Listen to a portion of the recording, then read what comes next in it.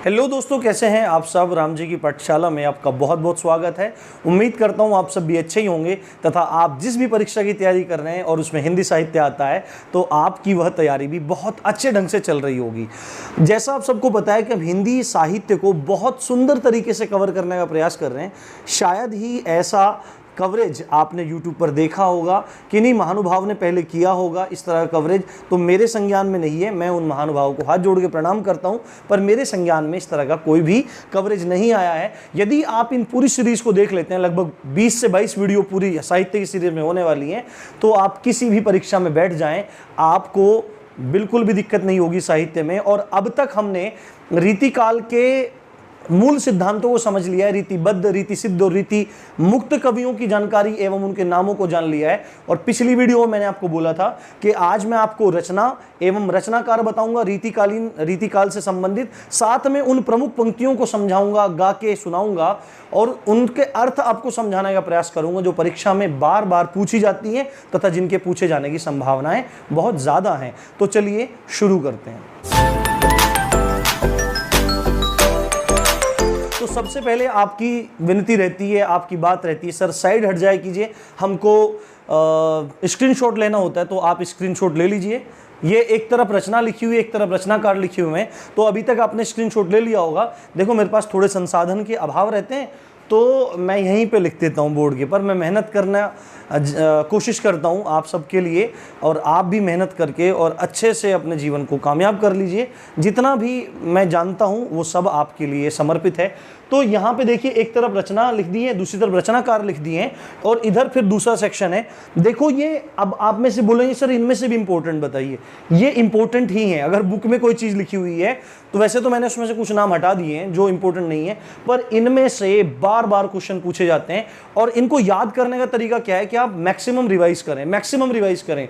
जब आप जाएंगे इतना अच्छे से पढ़ के और एग्जाम में क्वेश्चन आपके सामने आएगा, और जब आप उसको सही करेंगे तो आपको एक बहुत सुंदर अनुभूति होगी। तो चलिए यहाँ पे देखना शुरू करते हैं। सबसे पहले जो रचना लिखी हुई है यहाँ पे, वो है कविकुल कल्पतरु, रसविलास, काव्य विवेक और छंद विचार। एक कवि हैं जिनका नाम है चिंतामणि मिश्र कहते हैं इनको। इनकी पुस्तकें हैं कविकुल कल्पतरु। आप बार बार रिवाइज करेंगे तो आपको याद हो जाएगा। कविकुल कल्पतरु, रसविलास, काव्य विवेक और छंद विचार। तो आपको बोलना पड़ेगा ये चिंतामणि की काव्य कृतियां हैं। उसके बाद एक बहुत जाना पहचाना नाम, जिनको कठिन काव्य का प्रेत कहते हैं तथा जिनकी रचना रामचंद्रिका को छंदों का अजायब घर कहते हैं, इनके बारे में मैंने आपको पिछली वीडियो में एक जानकारी दी थी। तो केशव दास की रचना है रामचंद्रिका, कवि प्रिया, रसिक प्रिया मैंने 2 बार लिख दिया है, क्षमा चाहता हूं।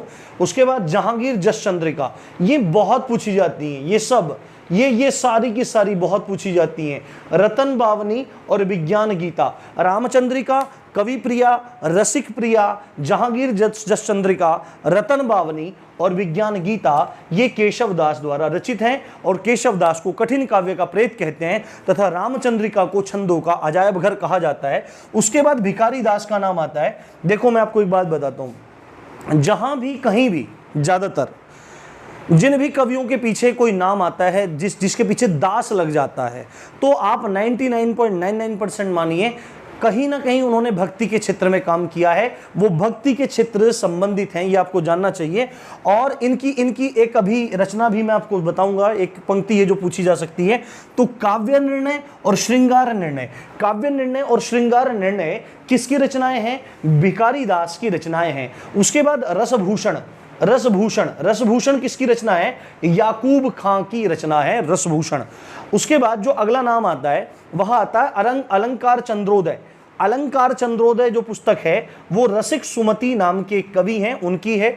उसके बाद रस रहस्य है, ये कुलपति मिश्र की है। उसके बाद रसार्णव है सुखदेव मिश्र की। सुखदेव मिश्र बोलो या मिश्रा बोलो। उसके बाद है अलंकार रत्नाकर। देखो, अलंकार चंद्रोदय रसिक सुमति और अलंकार रत्नाकर दलपति राय, ये नाम आपको याद रखना बहुत ज्यादा जरूरी है। मोस्ट इंपोर्टेंट ये तीनों ही पूछी जाती हैं। रसराज, ललित ललाम बहुत पूछी जाती है, और वृत्त कौमुदी भी बहुत पूछी जाती है। ललित ललाम, रसराज, वृत्त कौमुदी, ये मतीराम की रचनाएं हैं। और अगली एक और इंपॉर्टेंट रचना जो बिहारी की एकमात्र रचना है। रीतिकाल के सबसे प्रसिद्ध कवि माने जाते हैं बिहारी, और बिहारी की केवल एक ही रचना मानी जाती है बिहारी सतसई। सतसई के बारे में मैंने आपको बताया था, मुक्तक काव्य की ऐसी विधा जिसमें 700 छंद होते हैं, और 700 छंद भी में इस मुख्यतः कौन सा छंद होता है? दोहा छंद होता है।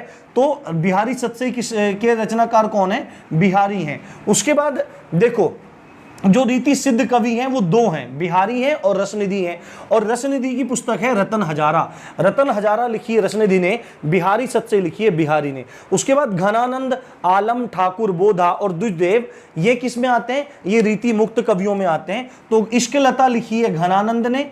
आलम केली, देखो सिंपल याद हो जाएगी, आलम केली आलम ने। उसके बाद ठाकुर ठसक बहुत इंपॉर्टेंट है, देखते ही पता लग जाएगा, ठाकुर ठसक यानी कि ठाकुर। इश्कनामा, देखो ये इश्क लता है, ये इश्क लता है, और ये इश्कनामा है। इश्कनामा है बोधा की, और इश्क लता है घनानंद की, आपको ध्यान रखना है। उसके बाद ये सारी की सारी इंपॉर्टेंट हैं, इस बात का ध्यान रखना है। उसके बाद श्रृंगार 32 है, श्रृंगार 40 है, और श्रृंगार 32 40 लता, श्रृंगार 32 40 लता द्विजदेव, ऐसे याद रख सकते हो। श्रृंगार 32, श्रृंगार 40 और श्रृंगार लतिका, ये द्विजदेव की रचनाएं हैं। उसके बाद सुजान चरित, सुजान चरित के हैं सूदन, ये कोई इतना इंपॉर्टेंट नहीं है, फिर भी आपको याद रखना है। पर नेक्स्ट इंपॉर्टेंट आ गया है शिवराज भूषण, शिवा बावनी और छत्रसाल दशक, ये भूषण की रचनाएं हैं। भूषण राजा छत्रसाल के दरबारी कवि थे, उन्हीं का इन्होंने गुणगान किया है इसमें। थोड़ा सा देखो, हालांकि जो रीतिकाल है उसमें श्रृंगार रस की प्रधानता मिलती है, रस की प्रधानता मिलती है, पर कहीं ना कहीं थोड़ा थोड़ा भक्ति का भी मिलता है। भक्ति का भी अंश आप देखेंगे, मैंने पढ़ाया है, भक्ति गौण है, खत्म नहीं है, गौण है।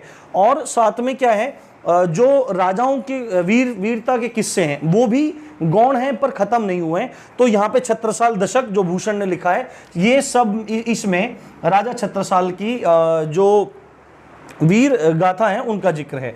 शिवराज भूषण, शिवा बावनी, छत्रसाल दशक, ये भूषण ने लिखी हैं। उसके बाद स्फुट छंद लिखा है गिरधर कविराय। आप कुंडलियां देखते होंगे, कह गिरधर कविराय, ऐसे गाया जाता है, कह गिरधर कविराय, तो इसमें ये गिरधर कविराय स्फुट छंद। उसके बाद मोस्ट इंपोर्टेंट, बहुत सारी परीक्षाओं पूछी जाती है, चंडी चरित गुरु गोविंद सिंह। गुरु गोविंद सिंह का जो समय काल बैठता है, जो सिखों के 10वें एवं अंतिम गुरु माने जाते हैं, उनके द्वारा लिखी गई पुस्तक है चंडी चरित, ये आपको नाम याद रखना है। और एक नाम मैं आपको और बता देता हूँ, एक मिनट, मुझे मिटाने के लिए कुछ चाहिए, मेरे पास कपड़ा है, ठीक है, मैं यहाँ से मिटा देता हूँ। जगद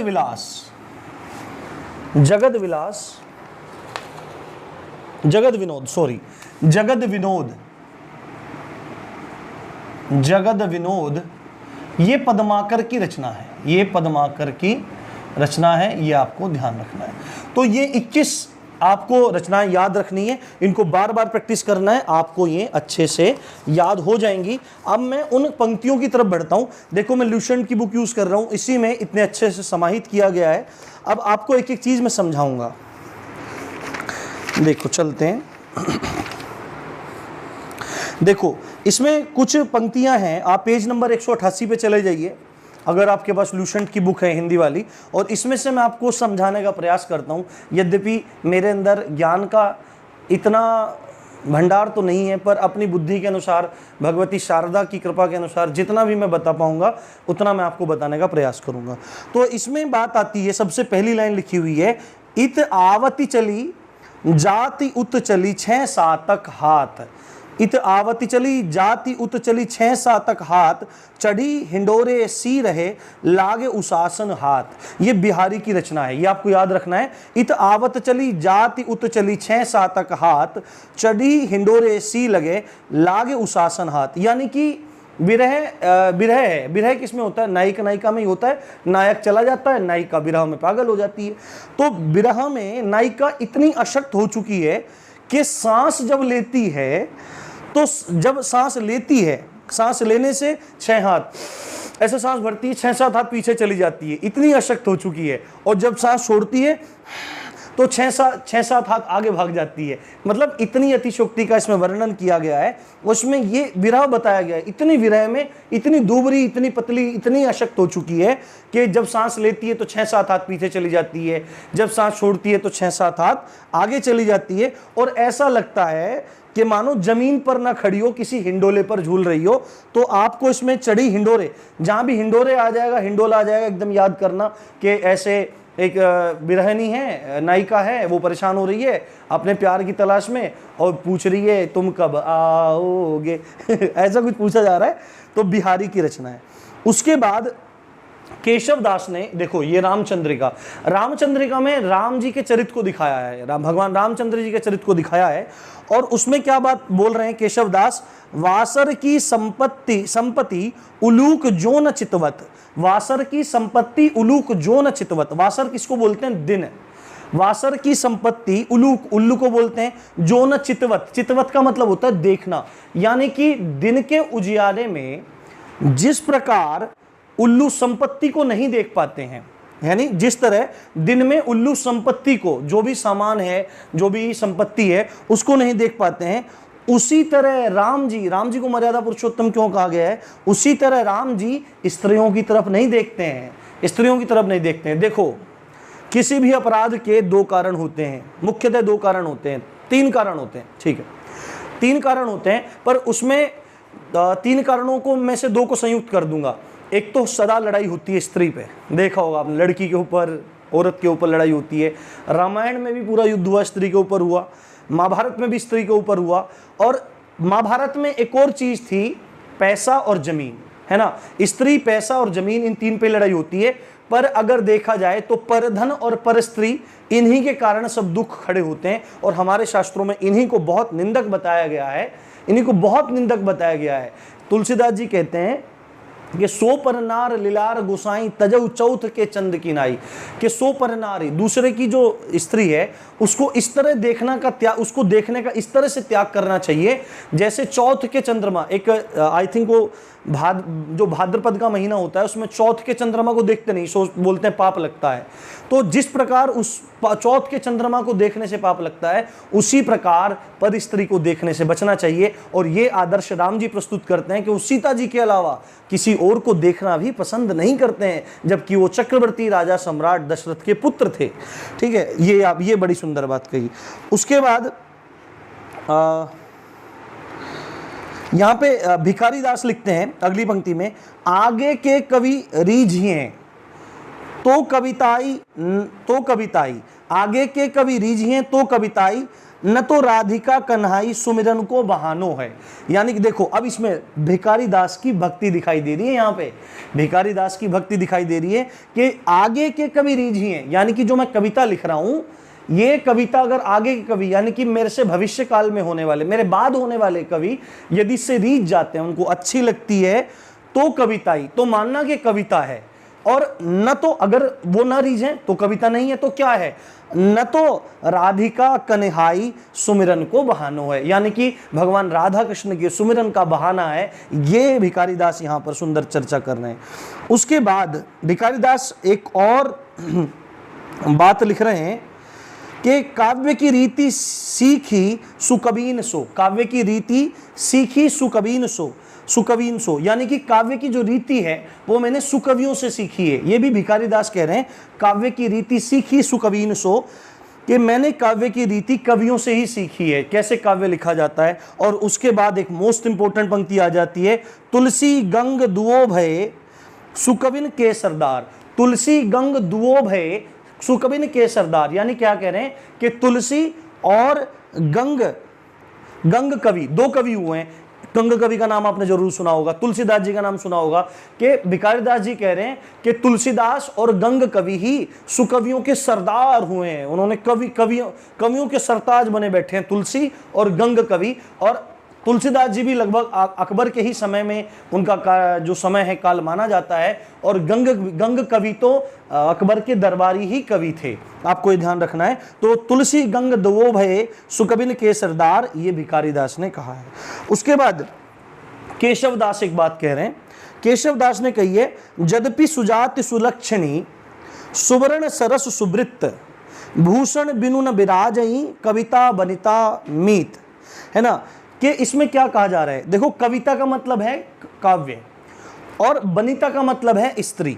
इसमें बात कही जा रही है कि यद्यपि यद्यपि सुजाति सुलक्षणी सुवर्ण सरस सुव्रत, यानी सुजाति अच्छी जाति की हो, है ना, स्त्री चाहे, अब दोनों बात है, स्त्री चाहे अच्छी जाति की हो, सुलक्षणी हो, अच्छे लक्षण वाली हो, सुवर्ण हो, सुवर्ण का मतलब स्त्री के संदर्भ में यानी कि गौर वर्ण की हो, सरस हो मतलब स्वभाव हो, सरस हो, और सुव्रत हो, अच्छी हो। यानी कुल मिला के यदि स्त्री सब प्रकार के गुणों से संपन्न है पर भूषण बिनु न बिराजई, भूषण आभूषण के बिना न बिराजई, अच्छी नहीं लगती, कविता वनिता मीत, यानी कि ये बातें सब आई, ये सब बातें किसके बारे में कही गई, स्त्री के बारे में। अब कविता के बारे में इसका अर्थ बदल जाता है, सुजाति यानी कि अच्छी तरह से लिखी हुई हो, सुलक्षणा यानी कि रस छंद अलंकार भी उसमें पर्याप्त हो, उसमें रस छंद भी हो, और उसके बाद सुवर्ण यानी सुवर्ण अच्छे अच्छे शब्दों से लिखी गई हो, अच्छे अच्छे वर्णों के योग से लिखी गई हो, सरस हो,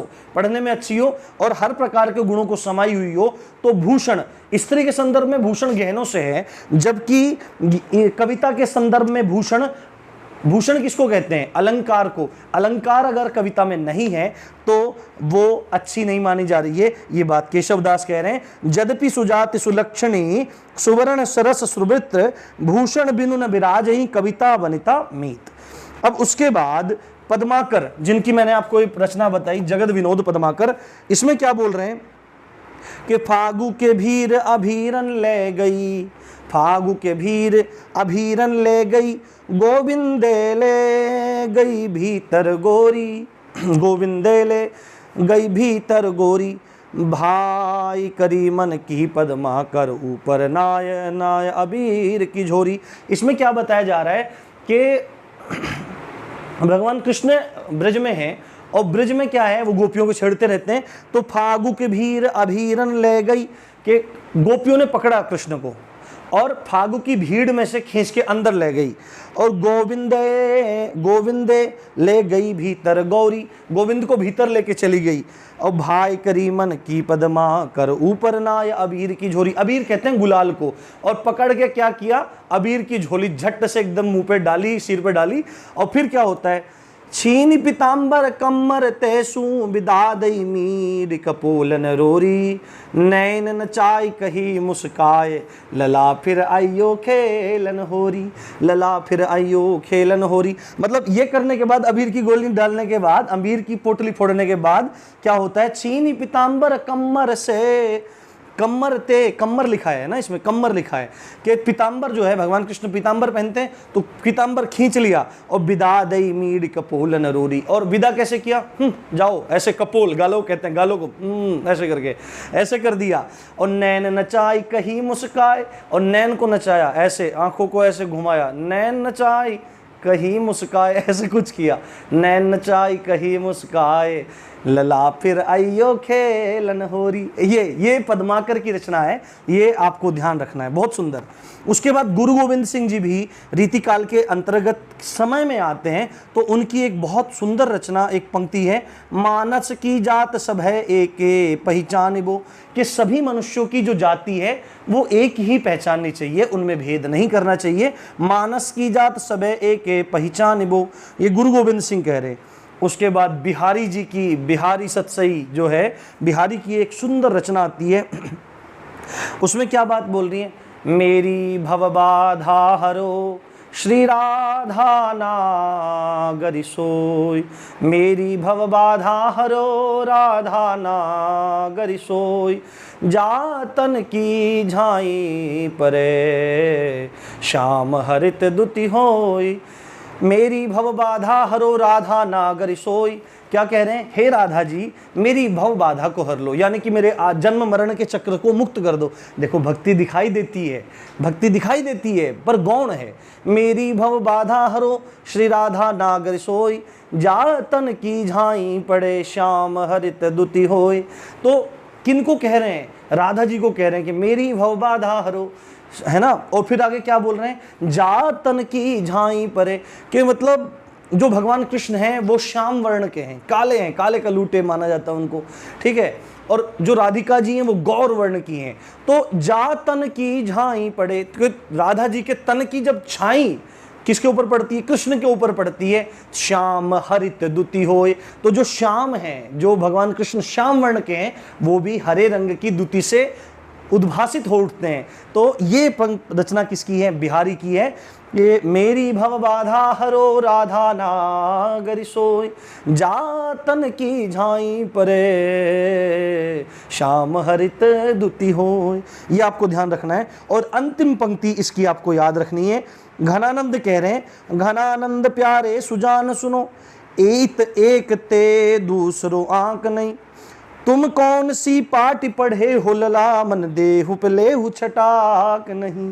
तुम कौन सी पाटी पढ़े हो लला, मन लेहु पे देहु छटाक नहीं। जो घनानंद हैं वो द्विअर्थी रचना कर रहे हैं। वो भगवान कृष्ण को भी या भगवान को भी क्या कर रहे हैं? टारगेट कर रहे हैं, और वो अपने प्रेमिका को भी टारगेट कर रहे हैं। सुजान जो शब्द प्रयोग कर रहे हैं घनानंद, वो अपने प्रेमिका के लिए कर रहे हैं। तो इसमें क्या लिख रहे हैं? घनानंद प्यारे सुजान सुनो, कि घनानंद कह रहे हैं प्यारे सुजान सुनो, इत एक ते दूसरों आंक नहीं, कि प्रेम में कपट धोखा नहीं चलता है। वो प्रेम में एक प्राण दो देह होते हैं, दो प्राण एक देह, दो दिल, वो दो शरीर दो जिस्म एक जान, ऐसा कुछ होता है। द्वैत नहीं होता है। इत एक ते दूसरो आंक नहीं, केवल एक होता है ना, दोनों एक हो जाते हैं।